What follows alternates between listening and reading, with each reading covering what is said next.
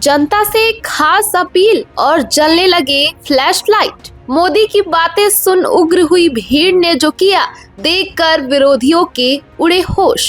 आप अपना mobile phone निकालिए, अपने मोबाइल फोन का फ्लैश लाइट कीजिए और आप इसका उद्घाटन कर रहे हैं। आप दिया जला करके यहां उपस्थित हर व्यक्ति आज इस एयरपोर्ट का उद्घाटन कर रहा है। ये आपकी अमानत है, ये आपका भविष्य है, ये आपका पुरुषार्थ है और इसलिए उसका उद्घाटन भी आपके हाथों से हो रहा है। आप अपने भारत माता की जय बोल करके हाथ ऊपर करके फ्लैश लाइट पूरी तरह से दिखाइए। भारत माता की, भारत माता की, भारत माता की। बहुत बहुत धन्यवाद। अब उद्घाटन हो गया।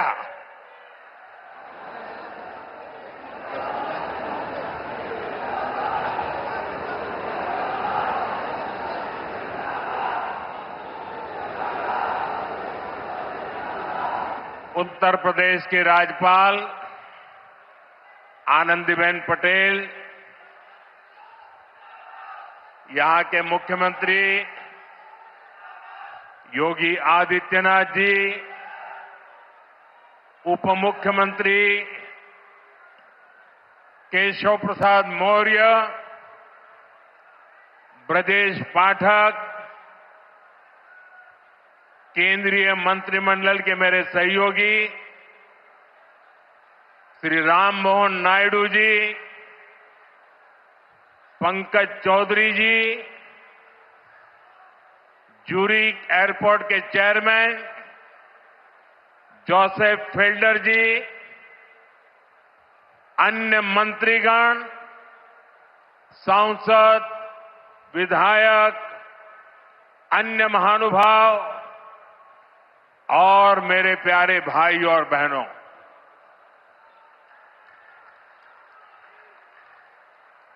मैं देख रहा हूं आज जहां भी मेरी नजर पड़ रही है, सारे युवा मुझे नजर आ रहे हैं।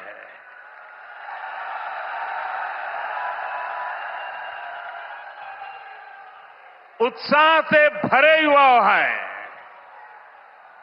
जोश से भरे हुए युवा है, क्योंकि इन युवाओं को पता है कि ये जो काम हो रहा है ना, ये नौजवानों का भविष्य को नई उड़ान देने वाला काम हो रहा है। आज हम विकसित यूपी, विकसित भारत अभियान का एक नया अध्याय शुरू कर रहे हैं। देश का सबसे बड़ा प्रदेश आज देश के सबसे अधिक इंटरनेशनल एयरपोर्ट्स वाले राज्यों में से एक हो गया है। और आज मेरे लिए गर्व और प्रसन्नता के दो कारण हैं। एक तो ये है, इस एयरपोर्ट का शिलान्यास भी करने का सौभाग्य आप सबने मुझे दिया था और आप सबने इस एयरपोर्ट के उद्घाटन का सौभाग्य भी मुझे दिया। लेकिन मैंने उस सौभाग्य को आपके साथ बांट दिया और आपके हाथों से उद्घाटन करवा दिया। दूसरा, जिस उत्तर प्रदेश ने मुझे अपना प्रतिनिधि चुना, जिस उत्तर प्रदेश ने मुझे सांसद बनाया, उसकी पहचान के साथ, उस उत्तर प्रदेश की पहचान के साथ इस भव्य एयरपोर्ट का नाम भी जुड़ गया है। साथियों, नोएडा का ये एयरपोर्ट आगरा, मथुरा, अलीगढ़, गाजियाबाद, मेरठ, इटावा, बुलंदशहर, फरीदाबाद, इस पूरे क्षेत्र को बहुत बड़ा लाभ होने वाला है। हिंदुस्तान को और उत्तर प्रदेश को तो होना ही होना है। ये एयरपोर्ट पश्चिमी उत्तर प्रदेश के किसानों, छोटे और लघु उद्योगों, यहां के नौजवानों के लिए अनेक नए अवसर लेकर आने वाला है। यहां से दुनिया के लिए विमान तो उड़ेंगे ही, साथ ही ये विकसित उत्तर प्रदेश की उड़ान का भी प्रतीक बनेगा। मैं उत्तर प्रदेश को विशेष रूप से पश्चिम उत्तर प्रदेश की जनता को इस भव्य एयरपोर्ट के लिए बहुत बहुत बधाई देता हूं। साथियों, आज का ये कार्यक्रम भारत के नए मिजाज का प्रतीक है। आप सभी देख रहे हैं कि आज पूरा विश्व कितना चिंतित है। पश्चिम एशिया में 1 महीने से युद्ध चल रहा है। युद्ध की वजह से कई सारे देशों में खाने पीने के सामान, पेट्रोल, डीजल, गैस, खाद, ऐसी कई जरूरी चीजों का चारों तरफ संकट पैदा हो गया है। हर देश इस संकट का सामना करने के लिए कुछ न कुछ कोशिश कर रहा है, प्रयास कर रहा है। और हमारा भारत भी इस संकट का पूरी शक्ति से मुकाबला कर रहा है, देशवासियों की ताकत के भरोसे कर रहा है। भारत तो बहुत बड़ी मात्रा में कच्चा तेल और गैस, ये जहां युद्ध चल रहा है ना, इस युद्ध से प्रभावित इलाके से मंगाता है। इसलिए सरकार हर वो कदम उठा रही है जिससे सामान्य परिवारों पर, हमारे किसान भाई बहनों पर इस संकट का बोझ न पड़े। साथियों, संकट के इस समय में भी भारत ने अपने तेज विकास को निरंतर जारी रखा है। मैं सिर्फ पश्चिमी उत्तर प्रदेश की ही बात करूं तो पिछले कुछ सप्ताह में ही ये चौथा बड़ा प्रोजेक्ट है जिसका शिलान्यास या लोकार्पण हुआ है।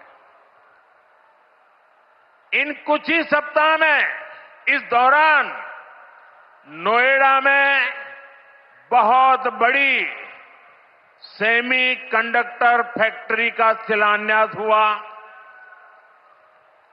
इसी कालखंड में देश की पहली दिल्ली मेरठ नमो भारत ट्रेन ने गति पकड़ी। इसी कालखंड में मेरठ मेट्रो का विस्तार किया गया। और इतने कम समय में आज नोएडा इंटरनेशनल एयरपोर्ट का आप सबके हाथों से उद्घाटन भी हो गया। साथियों, ये सारे प्रोजेक्ट्स यूपी के विकास के लिए डबल इंजन सरकार के प्रयासों का शानदार उदाहरण है। सेमीकंडक्टर फैक्ट्री भारत को टेक्नोलॉजी में आत्मनिर्भर बना रही है। मेरठ मेट्रो और नमो भारत रेल तेज और स्मार्ट कनेक्टिविटी दे रही है और ये हमारा जेवर एयरपोर्ट पूरे उत्तर भारत को दुनिया से जोड़ रहा है। और आपने अभी वीडियो में देखा, ये ऐसा एयरपोर्ट बन रहा है, हर 2 मिनट में एक जहाज उड़ेगा, हर 2 मिनट में एक जहाज उड़ेगा। पहले सपा वालों ने नोएडा को अपनी लूट का एटीएम बना लिया था, लेकिन आज भाजपा सरकार में वही नोएडा यूपी के विकास का सशक्त इंजन बन रहा है। साथियों, जेवर का ये एयरपोर्ट डबल इंजन सरकार की कार्य संस्कृति का भी बहुत अच्छा उदाहरण है। अब आप सोचिए, इस एयरपोर्ट को अटल बिहारी वाजपेयी जी की सरकार ने 2003 में ही फाइल में मंजूरी दे दी थी। 2003 में आप में से बहुत होंगे जिसका जन्म नहीं हुआ होगा, बहुत वो लोग होंगे जो उस समय 25-30 साल के 35 साल के हुए होंगे और आज रिटायर्ड की हो गए, लेकिन एयरपोर्ट नहीं बना। लेकिन केंद्र में कांग्रेस और यहां की पहले की सरकारों ने सालों तक इस एयरपोर्ट की नींव तक नहीं पड़ने दी। 2004 से 2014 तक ये एयरपोर्ट फाइलों में ही दबा रहा। जब हमारी सरकार बनी तो यूपी में सपा की सरकार थी। शुरू के 2-3 सालों में सपा वालों ने इस पर काम नहीं होने दिया, लेकिन जैसे ही यहां भाजपा एनडीए की सरकार बनी, दिल्ली में भाजपा एनडीए की सरकार बनी, तो जेवर एयरपोर्ट की नींव भी पड़ी, निर्माण भी हुआ और अब ये शुरू भी हो गया है।